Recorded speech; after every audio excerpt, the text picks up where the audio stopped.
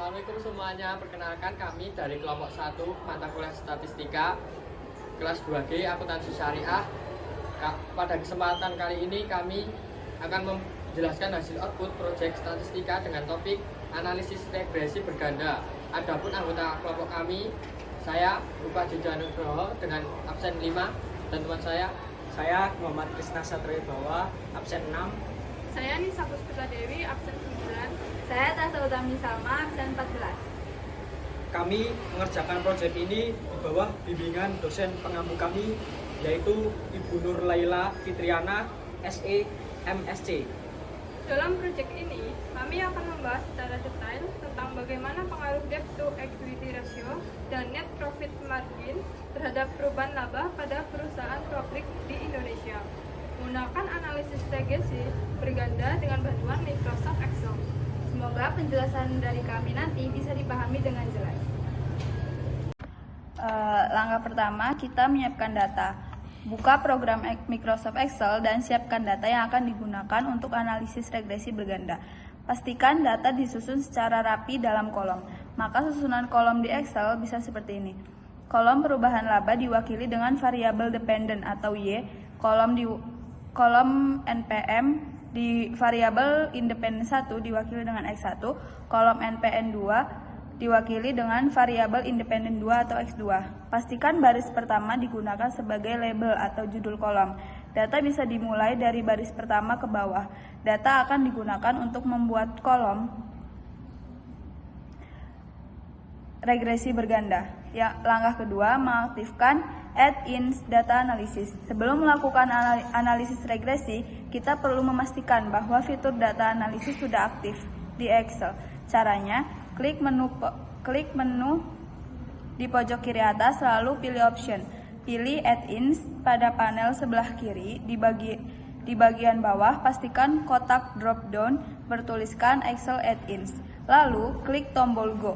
Akan muncul jendela add-ins. Beri centang pada analisis toolpack, lalu klik OK. Setelah langkah ini selesai, tab data di Excel dan menampilkan tombol baru bernama data analisis di sisi kanan.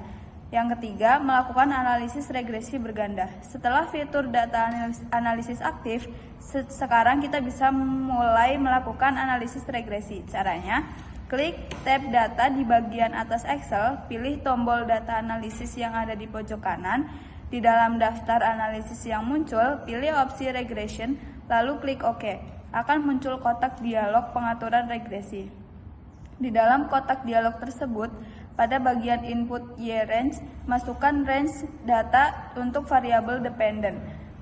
Pada bagian input X range, masukkan range data untuk kedua variabel independent.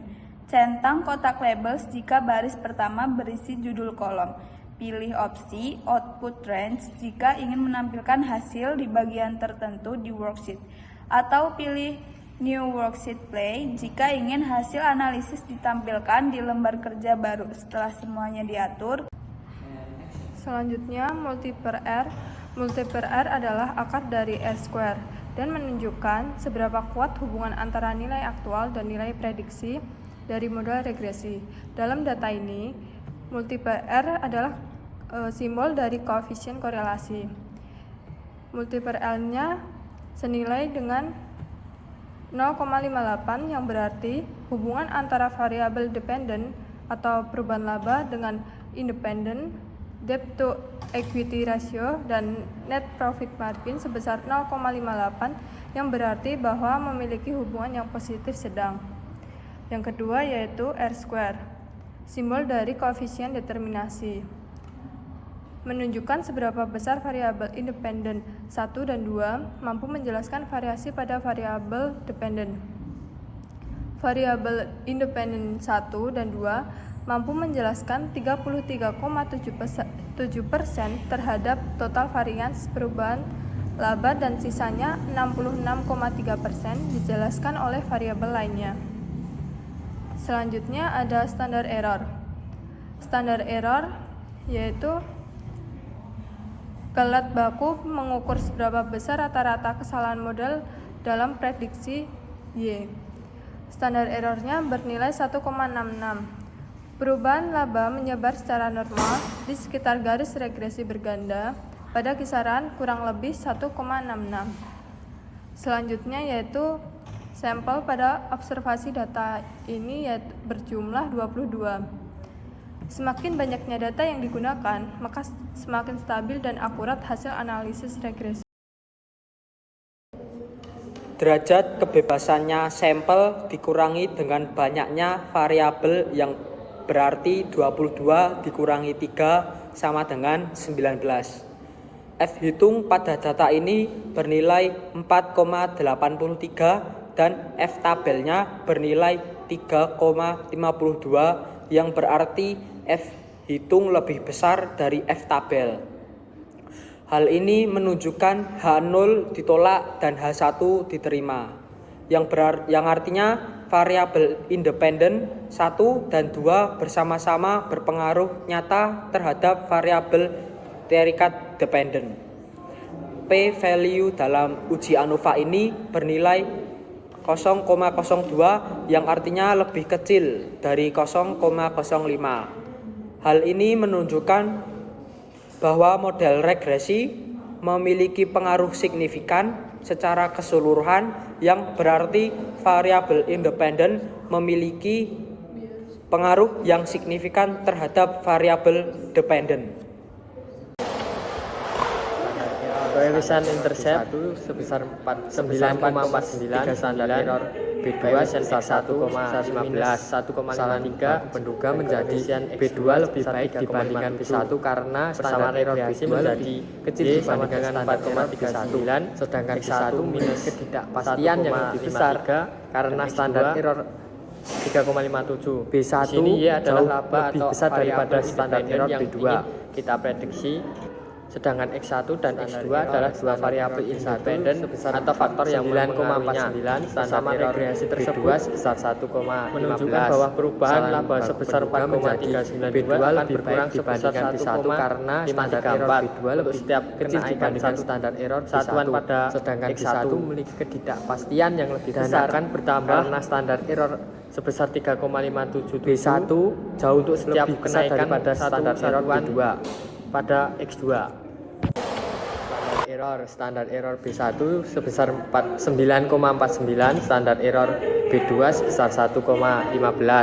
Kesalahan baku penduga menjadi B2 lebih baik dibandingkan B1 karena standar error B2 lebih kecil dibandingkan standar error B1.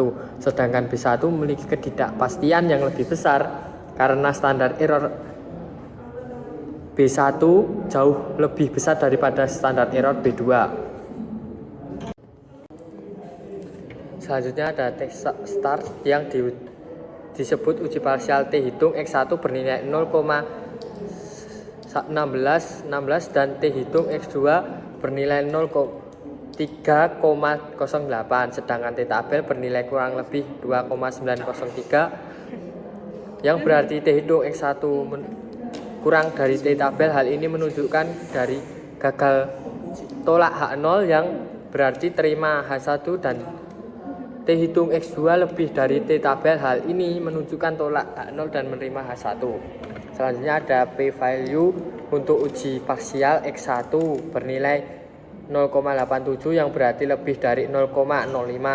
Hal ini menunjukkan gagal tolak H0 yang artinya tidak ada pengaruh signifikan X terhadap Y yang berarti X1 berpengaruh terhadap Y dan P value untuk uji parsial X2 bernilai 0,006. Nilai ini lebih kecil dari 0,05. Hal ini menunjukkan ada pengaruh signifikan yang berarti X2 tidak berpengaruh terhadap Y.